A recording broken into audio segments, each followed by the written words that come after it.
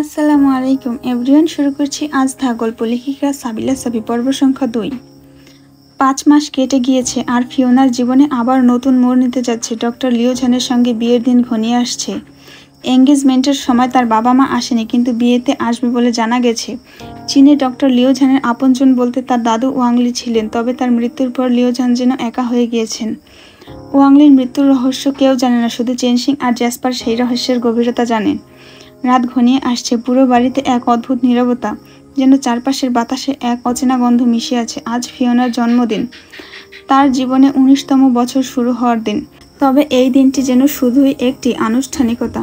ফিওনার মনে কোনো উচ্ছ্বাস নেই, কোনো প্রত্যাশা নেই। ডাইনিং টেবিলে মিস ঝাংয়ের নিজের হাতে চকলেট কেক তৈরি করেছেন। প্রতি বছর তিনি এই একই কাজ করেন। ফিওনার মনের দুঃখ মুছে দিতে চাইলেও সফল হন না। মিস্টার চেনসিং ফিওনার পছন্দের গিফট তার স্টাডি রুমে লুকিয়ে রেখেছেন। ঠিক রাত 12টায় সেই উপহার দেওয়ার পরিকল্পনা। ফিওনা নিজের রুমে বসে জানালার বাইরে তাকিয়ে থাকে। আকাশে এক বিশাল চাঁদ উঁকি দিয়েছে, আর তার পাশেই সেই উজ্জ্বল সন্ধ্যা তারা। এই তারাটার দিকে তাকালেই মনে হয় কেউ যেন তাকে ডাকছে, তুমি আমাকে ভুলে গেছো, কিন্তু আমি এখনো তোমার আছি। ফিওনা এক গভীর দীর্ঘশ্বাস ফেলে। তার হাত একটি পুরনো ছবি, যেখানে তার বাবা মা তার পাশে দাঁড়িয়ে হাসছে। তার ছোটবেলায় এই দিনটি কত আনন্দের ছিল। বাবা কেক কেটে তার মুখে তুলে দিতেন, মা আলতো করে তার চুলে হাত বুলিয়ে দিতেন। এসব এখন শুধুই স্মৃতি। একদিকে বিয়ের প্রস্তুতি চলছে, লিও ঝানের পরিবার আসার পথে। যদিও ফিওনা লিও ঝানের সঙ্গে সম্পর্ক বন্ধুত্বপূর্ণ, তবে সেই গভীর ভালোবাসার অভাব যেন ফিওনার মনকে খালি করে রাখে। রাত 12টা বাজতে আর কয়েক মিনিট বাকি। মিস ঝাং কেক সাজিয়ে মোমবাতি জ্বালিয়ে দিলেন। মিস্টার চেনসিং ফিওনাকে ডেকে আনেন। ফিওনা, জন্মদিনের কেক কাটতে আসো, চেনসিং বললেন। তার কণ্ঠে এক অদ্ভুত উচ্ছ্বাস, যেন তিনি ফিওনার আনন্দ ফিরিয়ে আনার জন্য সব করতে প্রস্তুত। ফিওনা ধীরে ধীরে নেমে আসে, তার মুখে এক ছায়ামাখা হাসি, যেন সে উপস্থিত থাকে কিন্তু মন অন্য কোথায়। শুভ জন্মদিন, ফিওনা, সবাই একসঙ্গে বলে ওঠে। ফিওনা কেক কাটে আর মিস্টার চেনসিং তার হাতে একটি ছোট্ট বক্স তুলে দেন। এটি তোমার জন্য, তিনি বললেন। ফিওনা বক্সটি খুলে দেখে এক অপূর্ব নেকলেস।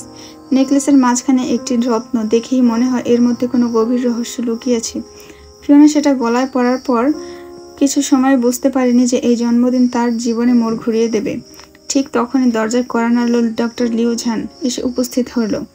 ডক্টর লিও ঝান ঘরে ঢুকলো তখন কেক কাটার পরের মুহূর্ত। তার হাতে একটি ফুলের তোড়া আর একটি সুন্দর প্যাকেটে মোড়ানো গিফট। মৃদু হাসি নিয়ে জন্মদিনের শুভেচ্ছা জানালো ফিওনাকে। ফিওনা বিনীতভাবে ধন্যবাদ দিল, কিন্তু তার চেহারায় তেমন উচ্ছ্বাস নেই। লিও ঝান চেষ্টা করলো পরিবেশটা হালকা করার। কিছুক্ষণ পর মিস্টার চেনসিং আর মিস ঝাংয়ে ইশারা করলো, তোমরা দুজন একটু সময় কাটাও। তারপর ধীরে ধীরে কক্ষ ছেড়ে বেরিয়ে গেলেন। হঠাৎ যেন খুব বড় আর নিস্তব্ধ লাগছে। লিও ঝান ফিওনার পাশে বসে চেয়ারে তার হাতটি আলতো করে ধরলেন।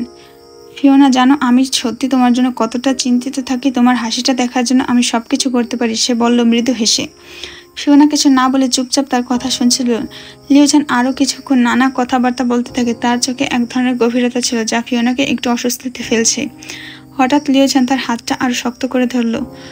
ফিওনা, আমি তোমাকে সত্যি অনেক ভালোবাসি। যেদিন তোমাকে হসপিটালে প্রথম দেখেছিলাম সেদিন থেকে আমি তোমাকে পছন্দ করতে শুরু করি। আমার মনে হয় তুমি জানো না, কিন্তু আমি তোমার জন্য কতটা পাগল। এরপর কোনো অপ্রত্যাশিত মুহূর্তে লিও ঝান নিজের ঠোঁট ফিওনার ঠোঁটে চেপে ধরল। সেই মুহূর্তে ফিওনার সারা শরীর শিউরে উঠল। সে যেন বাস্তবতা আর কল্পনার মাঝখানে দাঁড়িয়েছে। অবিলম্বে ফিওনার শক্তি দিয়ে লিও ঝানকে ধাক্কা মেরে দূরে সরিয়ে দিল। লিও ঝান ব্যালেন্স হারিয়ে চেয়ার থেকে মেঝেতে পড়ে গেল। ফিওনার চোখে আগুনের মতো রাগ আর শরীর থরথর করে কাঁপছিল। আপনি কি মনে করেন এভাবে আমার অনুমতি ছাড়া আমাকে চুমু দেওয়ার সাহস হয় কি করে আপনার? ফিওনার আগে গর্জে উঠল। লিও ঝান কিছুক্ষণ অবাক হয়ে তাকিয়ে থাকলেন, তারপর বলল, আমি ভাবিনি তুমি এভাবে প্রতিক্রিয়া দেখাবে। আমি সত্যিই তোমাকে ভালোবাসি ফিওনা। আমি শুধু আপনার এই ভালোবাসার নামে আমার অস্বস্তি বোধ হবে এমন কিছু করার অধিকার আপনার নেই। আমি আপনাকে সম্মান করতাম, কিন্তু পর মুহূর্তে ফিওনার মাথায় একটা ঝটকা লাগে। সে ধীরে ধীরে বুঝতে পারে লিও ঝান তার বাগদত্তা, তার সবকিছুর উপর তার অধিকার তো থাকবেই। সে অবাক হয়ে নিজের দিকে তাকায়। কি করে সে এমন আচরণ করলো? লিও ঝানের চোখে তখন এক ধরনের আহত বিস্ময়। ফিওনা দ্রুত তার দিকে এগিয়ে বলল, সরি মিস্টার লিও ঝান, আমি আসলে বুঝতে পারিনি আমি কি করছি, প্লিজ আমায় ক্ষমা করে দিন। লিও ঝান কিছু বলল না, শুধু এক দৃষ্টিতে ফিওনার দিকে তাকিয়ে রইল। ফিওনা এবার নিজেকে সামলানোর চেষ্টা করে বলল, আমি সত্যি দুঃখিত। আপনি যা করছেন তা আপনার অধিকার, কিন্তু আমি এখন এসবের জন্য মানসিকভাবে প্রস্তুত নই। আমি জানি আপনি আমাকে ভালোবাসেন, কিন্তু প্লিজ আমাকে একটু সময় দিন, আমি আস্তে আস্তে সব মেনে নেব। লিওঝান গভীর শ্বাস নিল, যেন তার ভেতরে হতাশাকে চাপা দিচ্ছে। সে মৃদু হেসে বলল, ফিওনা, আমি বুঝি তোমার আরো সময় লাগবে, সেটা আমি দিতে প্রস্তুত। তুমি যখন প্রস্তুত হবে আমি তোমার কাছে আসবো। ফিওনা এক মুহূর্ত চুপ করে থাকলো। তার মনে হলো লিওঝান তাকে সত্যি বোঝার চেষ্টা করছে। সে মৃদুভাবে মাথা নাড়ল আর নিজের জায়গায় ফিরে বসলো, কিন্তু তার মনটা ছিল অস্থির। লিওঝান আর কিছু না বলে কেকের দিকে তাকিয়ে বলল, চলো ইয়ামি কেকটা একটু খেয়ে দেখি। আজ তোমার জন্মদিন, এই দিনটা আনন্দের সাথে কাটানো উচিত। ফিওনা কিছু না বলে কেক কাটার জন্য ছুরি তুলে নিল, তবে তার মনে এক অদ্ভুত চাপা কাজ করছিল। লিওঝানকে সরানোর মুহূর্তটা যেন তার মনে আটকে আছে। রাত গভীর। ফিওনা বিছানায় শুয়ে আছে। জানালার বাইরে চাঁদের আলো ঘরের মেঝেতে ছড়িয়ে পড়ছে। চারিদিক নিস্তব্ধ। ফিওনা গভীর ঘুমে আচ্ছন্ন। হঠাৎ তার স্বপ্নের মধ্যে এক অদ্ভুত দৃশ্য ভেসে উঠল। এক আবছা রহস্যময় ব্যক্তির কণ্ঠ ভেসে আসছে। গভীর হিমশীতল সেই কণ্ঠ যেন তার আত্মার গভীরে প্রবেশ করছে। তোমাকে চুমু দেওয়ার সাহস সে কোথায় পেল? সে কি জানে না তুমি আমি ওকে শেষ করে ফেলবো? ফিওনার সামনে হঠাৎ সেই আবছা ব্যক্তির অবয়ব স্পষ্ট হতে শুরু করলো। তার চোখে যেন আগুনের শিখা জ্বলছে। সেই মুহূর্তে লিওঝানের দিকে এগিয়ে গেল। লিওঝান ফিওনার দিকে কিছু বলতে যাচ্ছিল, কিন্তু সেই রহস্যময় ব্যক্তি কোনো সুযোগ দিল না। এক ঝলক বিদ্যুৎ যেন আকাশ ফুঁড়ে পড়ল, আর লিওঝান মাটিতে লুটিয়ে পড়ল, তার নিথর শরীর। ফিওনা চিৎকার করে উঠল, না, এটা কি হলো? থামো, প্লিজ থামো। চিৎকার করতে করতে তার ঘুম ভেঙে গেল। ফিওনা বিছানায় উঠে বসলো, ঘামছে, তার বুক ধুকপুক করছে, শ্বাস নিতে কষ্ট হচ্ছে। ঘরের চারপাশে তাকিয়ে দেখলো কেউ নেই। চারিদিকে শুধু শান্ত, শুধু তার শ্বাস প্রশ্বাসের শব্দ। সে নিজের মাথা দুহাত ধরে বিছানায় বসে থাকলো। স্বপ্ন এতটাই বাস্তব মনে হচ্ছিল যেন সবকিছু নিজের চোখে দেখছে। কণ্ঠটা সেই চিৎকার, লিওঝানের নির্ধার সব যেন এক দুঃস্বপ্ন নয়, কোনো এক বাস্তবতা। ফিওনার চোখে পানি চলে আসলো। সে নিজের মনে বলল, এটা আমি কেন দেখলাম? কার কণ্ঠ ছিল সেটা? আর লিওঝান ও কি ঠিক আছে? তখনই ঘরের জানলার পর্দা একটু নড়ল। বাতাসের মতো হালকা কিছু যেন কক্ষের ভেতর দিয়ে চলে গেল। ফিওনার মনে হলো কেউ যেন তাকে দেখছে, কিন্তু কক্ষে কেউ নেই। এই রাতটা আর ফিওনার জন্য স্বাভাবিক রইল না। সে জানতো কিছু একটা বড় ঘটনা ঘটতে চলছে, কিন্তু কি সেটা এখনো অজানা। পরদিন সকালে ফিওনা নিজের বিছানায় শুয়েছিল। শরীর কেমন যেন গরম লাগছিল, কিন্তু অদ্ভুতভাবে সে দুর্বল বা ক্লান্তি অনুভব করছিল না। তাপমাত্রা যেন ভেতর থেকে আসছিল, শরীরের প্রতিটি কোষে যেন উত্তাপে ছড়িয়ে পড়ছে। সে কপালে হাত রাখলো, তীব্র গরম। ফিওনা আর দেরি না করে মিস্টার চেনসিংকে খবর দিল। চেনসিং তড়িঘড়ি করে ফিওনার কপালে থার্মোমিটার রাখলেন। থার্মোমিটার দেখে তিনি হতভম্ব। 104 ডিগ্রি ফারেনহাইট। কিন্তু ফিওনার মুখ দেখে বোঝার উপায় নেই সে এত জ্বরে ভুগছে। ফিওনা, তুমি কি ঠিক আছো? কোনো অস্বস্তি লাগছে না? মিস্টার চেনসিং উদ্বিগ্ন গলায় প্রশ্ন করলেন। না গ্র্যান্ডপা, আমার তো দুর্বল লাগছে না, বরং আমি একদম স্বাভাবিক বোধ করছি, ফিওনা শান্ত কণ্ঠে বলল। এত তাপমাত্রা থাকা সত্ত্বেও ফিওনা কিভাবে এতটা স্বাভাবিক থাকতে পারে সেটা চেনসিংয়ের কাছে সম্পূর্ণ রহস্য। তিনি আর সময় নষ্ট না করলে ডক্টর লিওঝানকে ফোন দিলেন। লিওঝান অল্প সময়ের মধ্যে ফিওনার বাসায় উপস্থিত হলো। সে পেশাদারভাবে ফিওনার পুরো চেক আপ করলো। তাপমাত্রা, পালস, রক্তচাপ সব পরীক্ষা করলো। তার মুখ ক্রমশ উদ্বিগ্ন হয়ে উঠছিল। অদ্ভুত। লিওঝানের চেনসিংয়ের দিকে তাকিয়ে বলল, তাপমাত্রা এত বেশি, কিন্তু ফিওনার শরীরে কোনো জ্বর নেই, তার পালস একেবারে স্বাভাবিক, এমনকি সে সম্পূর্ণ সুস্থ। এটা তো কোনো সাধারণ বিষয় নয়। চেনসিং চিন্তিত হয়ে জিজ্ঞেস করলেন, তাহলে এটা কি হতে পারে লিওঝান? তার শরীর এত গরম, কিন্তু কোনো রোগের লক্ষণ নেই, এটা তো অসম্ভব। লিওঝান কিছুক্ষণ চুপ করে থাকলো, তারপর বলল, এটা আমার ধারণা চিকিৎসা বিজ্ঞানের বাইরে কিছু হতে পারে, তবে আমি বুঝতে পারছি না কি সেটা। হয়তো তার শরীরের ভেতরে কিছু পরিবর্তন হচ্ছে। আমি আরও কিছু পরীক্ষা নিরীক্ষা করার পরে কিছু বলতে পারবো। ফিওনা লিওঝানের কথাগুলো শুনে বিভ্রান্ত হয়ে গেল। তার নিজের শরীরের উপর এখন আর তার আস্থা নেই। অদ্ভুত সে স্বপ্ন আর শরীরের এই পরিবর্তন যেন কোনো রহস্যের ইঙ্গিত দিচ্ছে। চেনসিং ধীরে ধীরে মাথা নেড়ে বললেন, ফিওনা, আমরা তোমার পাশে আছি, চিন্তা করো না। কিন্তু হ্যাঁ, তোমার শরীর নিয়ে কোনো অদ্ভুত কিছু অনুভব করলে সঙ্গে সঙ্গে আমাদের জানাবে, ঠিক আছে? ফিওনা নীরবে মাথা নাড়ল, কিন্তু তার ভেতরে একটি অদ্ভুত অস্বস্তি জন্ম নিচ্ছিল। তার মনে হলো এই অস্বাভাবিক উত্তাপের পেছনে এমন কিছু লুকিয়ে আছে যা এখনো তার সামনে আসেনি। ফিওনা ভার্সিটির ক্লাস শেষ করে বাসায় ফিরে খুব ক্লান্ত ছিল। সে শাওয়ার নেওয়ার জন্য গোসলখানায় ঢুকে দরজা বন্ধ করলো। জামা কাপড় খুলতে গিয়ে তার চোখ হঠাৎ নিজের গলার দিকে পড়ল।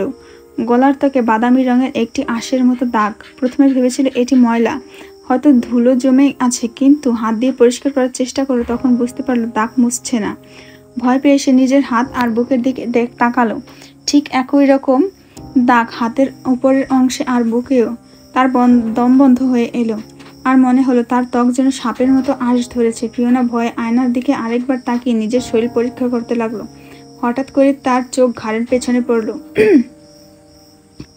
সেখানে চুলের নিচে গাঢ় কালো রঙের লম্বা একটি ট্যাটুর মতো দেখা গেল। সেটা স্পষ্টতই ড্রাগনের আকৃতি। এটা দেখে তার গলা দিয়ে এক চিৎকার বেরিয়ে এলো, গ্র্যান্ডপা, মিস ঝাং, তাড়াতাড়ি আসুন।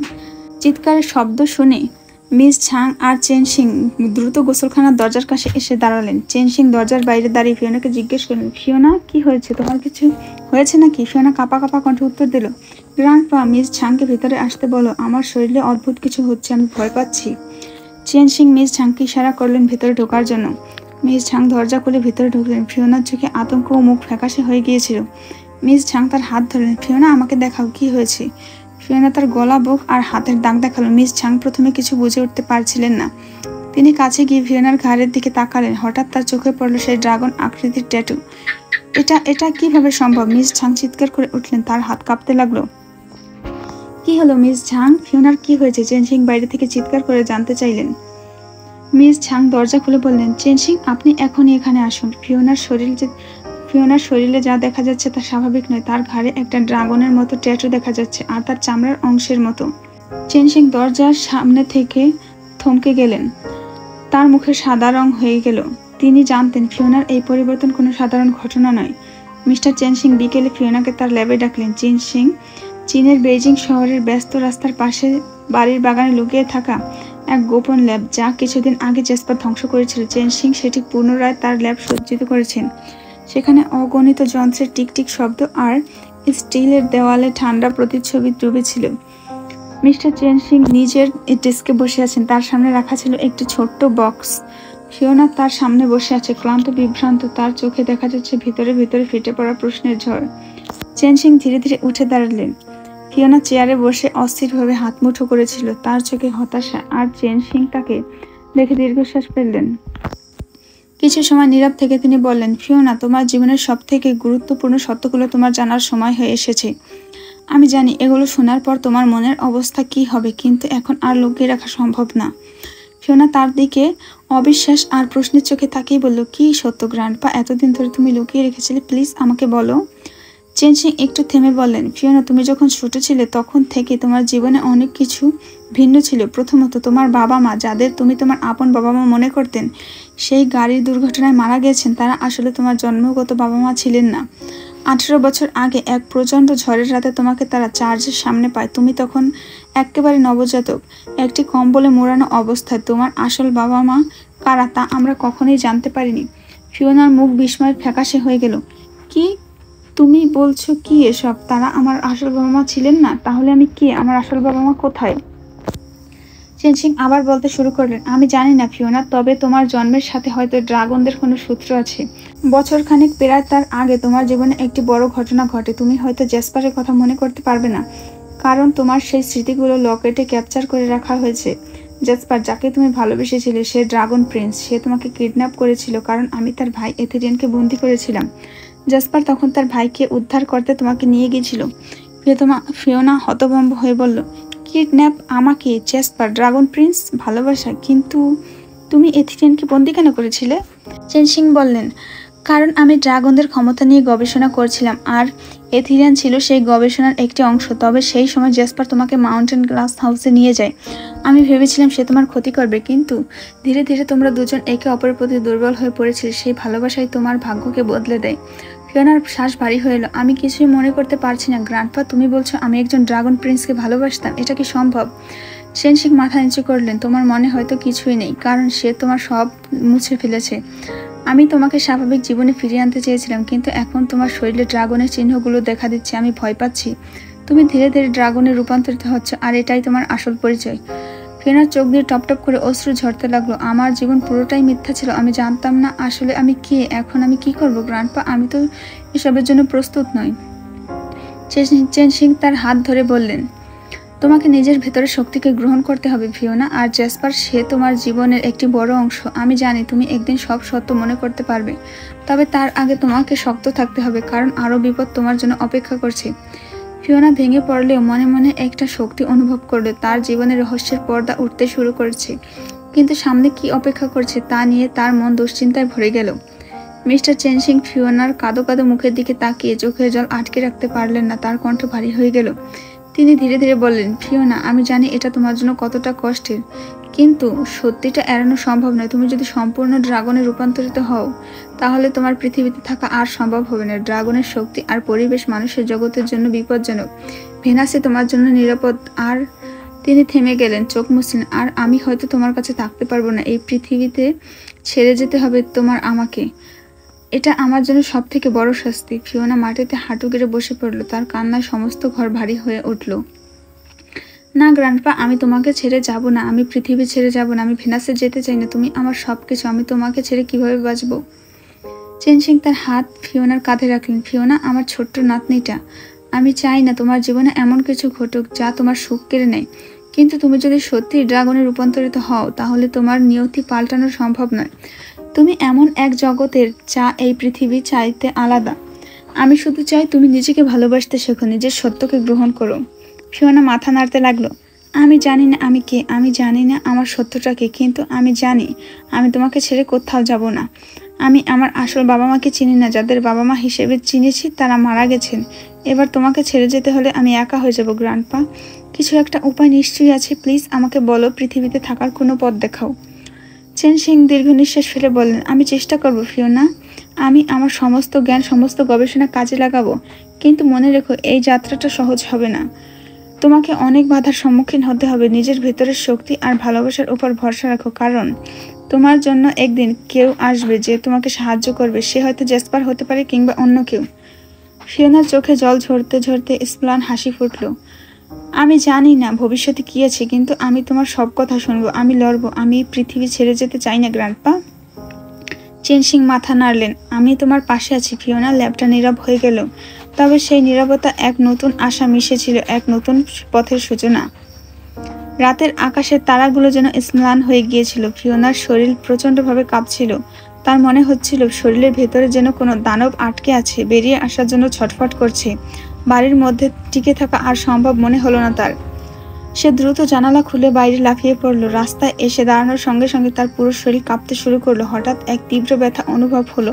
ফিওনা হাঁটু গেড়ে মাটিতে বসে পড়ল। তার চিৎকার যেন পুরো রাস্তাকে প্রকম্পিত করে তুলল। মুহূর্তেই তার হাত পা পিঠ থেকে শক্তি বেরিয়ে আসতে শুরু করলো। তার ত্বক বাদামি রঙের আশে ঢেকে গেল। ফিওনার শরীর থেকে যেন বিশাল এক ড্রাগনের রূপে বেরিয়ে এলো। চোখ দুটো আগুনের মতো লাল, বিশাল পাখা আর শক্তিশালী লেজ। ফিওনা তখন আর মানুষ নেই, সে এখন ড্রাগন। বাধ্য হয়ে সে পাখা মেলে আকাশে উড়ে গেল। চীনের পাহাড়ের একটি নির্জন জায়গায় এসে নেমে পড়ল। ফিওনা বুঝতে পারছিল এই শক্তি তার নিয়ন্ত্রণের বাইরে। বিশাল গর্জনে পাহাড় কেঁপে উঠল।